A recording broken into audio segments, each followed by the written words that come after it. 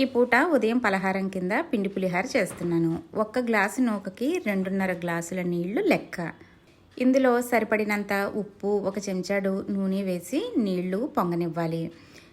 ఇలా గ్లాసు నిండుగా తీసుకున్న వరి నూకను నీళ్లు బాగా బుసబుసమని పొంగుతున్నప్పుడు అందులో వేసుకుని అడుగుకి పైకి కలుపుకుని మగ్గనివ్వాలి.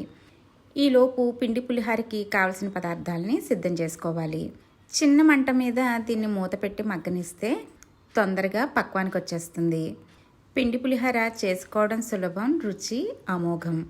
సాధారణ పులిహారకి ఏ రకమైన పోపు దినుసులు తీసుకుంటామో ఈ పిండి పులిహారకి కూడా వాటినే తీసుకోవాలి.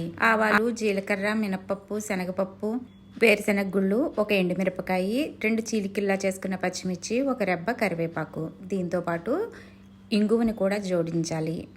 నూనె కొంచెం కాగిన తర్వాత ఈ పోపు దినుసులు వేసుకుంటే ఆవగింజతో సహా అన్నీ వేగిపోతాయి. లేదంటే ఆవగింజ పంటికి తగులుతూ ఇబ్బందికరంగా మారుతుంది. ఎప్పుడూ పులిహారకి పచ్చిమిర్చిని చీలికలుగా చేసుకోవాలి. దీనికి నేను తరిగి పెట్టుకున్న అల్లం ముక్కల్ని కూడా జోడించాను.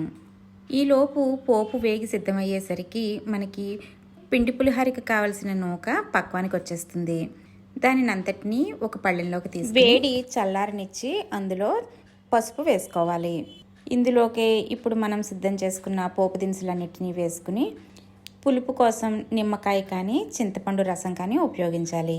ఇక్కడ నేను నిమ్మరసంతో పిండి పులిహార చేస్తున్నాను. నేను తీసుకున్న 1 గ్లాసు నూకకి మధ్యస్థ పరిమాణంలో ఉన్న 1 నిమ్మకాయ సరిపోయింది. ఈ నిమ్మరసం కూడా కలుపుకున్న తర్వాత అడుక్కి పైకి ఉండలు లేకుండా ఈ పిండి పులిహారని మెదుపుకోవాలి. కాస్త వేడనిపించి గరిటె ఉపయోగించాను, కానీ తర్వాత వేడి మొత్తం తగ్గిపోయింది అనుకున్నాక చేతితోనే కలియబెట్టాను. పూర్తిగా సిద్ధమైపోయిందని అనుకున్న తర్వాత ఈ పిండి పులిహారని ఇందాక నేను ఏదైతే ఉడకబెట్టానో అదే గిన్నెలోకి తీసుకుని వడ్డానికి వీలుగా సిద్ధం చేసుకున్నాను. అంతే, ఈ పిండి పులిహారని పలహారంలోకి, పండగ పర్వదినాల్లో నివేదనకి ఉపయోగించుకోవచ్చు. తేలిగ్గా జీర్ణమవుతుంది. రుచి అద్భుతంగా ఉంటుంది.